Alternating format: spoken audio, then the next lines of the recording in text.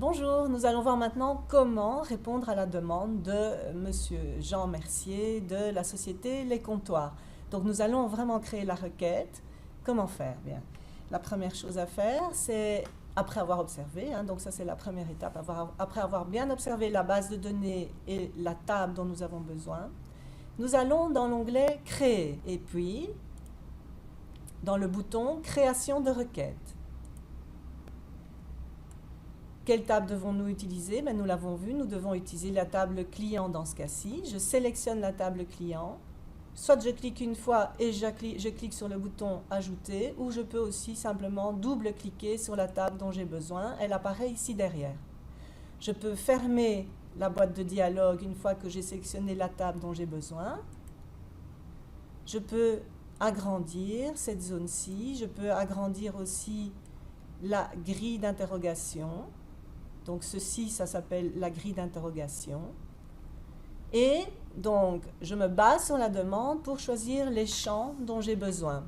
Ici, Jean nous a demandé la liste des clients français et il voudrait en fait les numéros de téléphone de ces clients français. Il nous a aussi demandé de classer les sociétés par ordre alphabétique. Donc, je prends le champ société. Comment prend-on les champs? J'ai été un petit peu trop vite, donc en fait vous avez plusieurs possibilités. Soit vous double-cliquez sur le nom du champ et automatiquement il vient s'ajouter dans la grille d'interrogation en première position. Donc je recommence, je le fais pour le deuxième champ, le champ contact, je le prends aussi. Contact, nous avons vu que c'était les noms des contacts qui sont associés à chaque société. Donc je double-clique et il vient s'afficher à côté du premier champ. Si je prends le champ contact, automatiquement je prends la fonction du contact. Une deuxième méthode, ce serait de cliquer, appuyer sur le champ fonction, glisser et le lâcher à côté du champ contact. Une troisième méthode pour prendre un champ, donc je vais maintenant prendre le champ téléphone puisque j'ai besoin du champ téléphone.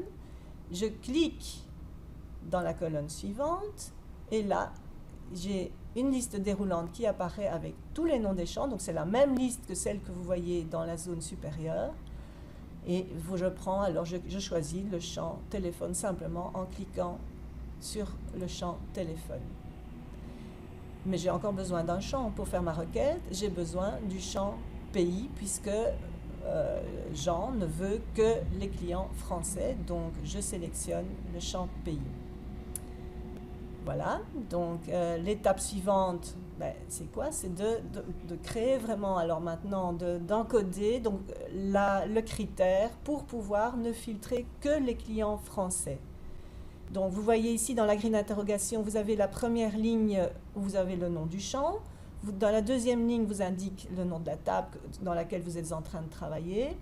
La troisième ligne vous permettra de faire un tri, ça ce sera pour plus tard. La quatrième ligne vous permet d'afficher le champ ou pas, ou de le masquer. On verra ultérieurement quand on sera obligé de masquer les champs. Et enfin, donc la ligne suivante, la cinquième ligne, vous voyez que c'est la ligne où vous pouvez encoder les critères. Ici, le critère, c'est les clients français. Donc, je dois encoder simplement le nom du pays dont je veux retenir les différents enregistrements. Ici, c'est France. J'encode le mot France, sans faute de frappe, sans espace supplémentaire. La majuscule n'a pas d'importance. Si je l'encode avec une minuscule, ça marchera aussi. Pour être sûr qu'il accepte mon critère, j'appuie sur la touche Enter et je vois qu'automatiquement, il met les guillemets. Les guillemets, ça veut dire quoi? Ça veut dire qu'il va chercher les lettres F, R, A, N, C, E dans le champ pays. Voilà, j'ai encodé mon critère. Jean m'a demandé de trier les noms des sociétés, donc je me positionne dans la ligne tri, dans le champ société, et je choisis alors le tri croissant. Voilà, j'ai terminé de compléter ma grille d'interrogation, et je peux exécuter ma requête en cliquant sur le bouton exécuter qui se trouve dans l'onglet créer. Et voilà, ma requête est réalisée, elle est terminée. Voici les champs qui seront imprimés. Si vous souhaitez imprimer cette requête, vous pouvez l'imprimer. Et c'est terminé. Voilà.